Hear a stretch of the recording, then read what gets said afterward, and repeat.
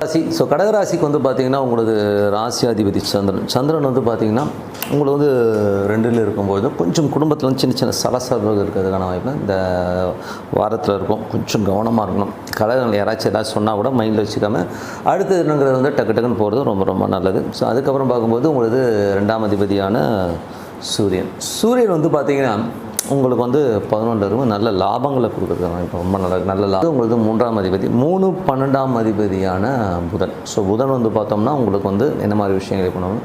புதன் வந்து இப்போ இருக்கிறது வந்து உங்களுக்கு 11ல் இருக்கும்போது நல்ல லாபங்கள். ஸோ நல்ல பிரயாணம், நல்ல விஷயத்துக்காக வந்து நிறைய அலைச்சல்கள் இருந்தாலும் நல்ல வருமானம் வர்றதுக்கான ரொம்ப சூப்பராக இருக்குங்க.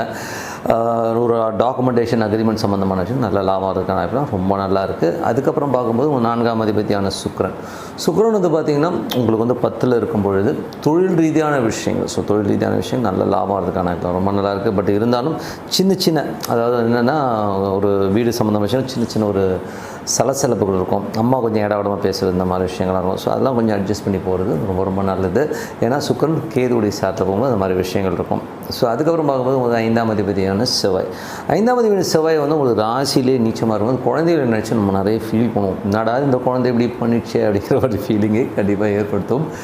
ஸோ லாபம் இருக்குமானா குழந்தைகள் ஆன்மீக சுற்றுலா போகலாங்கிற எண்ணங்களை நிறைய ஏற்படுத்தும். ஸோ அதுக்கப்புறம் வந்து 6ஆம் அதிபதி. ஸோ 6ஆம் அதிபதி 12ல் இருக்கும்போது வேலை விஷயத்தில் நிறைய அலைச்சல்கள் இருக்கும். கொஞ்சம் ஒரு டிஸ்கம்ஃபர்ட்டாக ஃபீல் பண்ணுவோம். ஏன்னா வந்து அது செவ்வாயோட நட்சத்திரத்தில் போகும்போது நமக்கு வந்து கொஞ்சம் ஒரு ஸ்ட்ரெஸ்ஸோ ஒரு டென்ஷனோ இருக்கும். கடன் சம்மந்தமான விஷயம் கொஞ்சம் ஜாக்கிரதையாக இருக்குது ரொம்ப ரொம்ப நல்லது.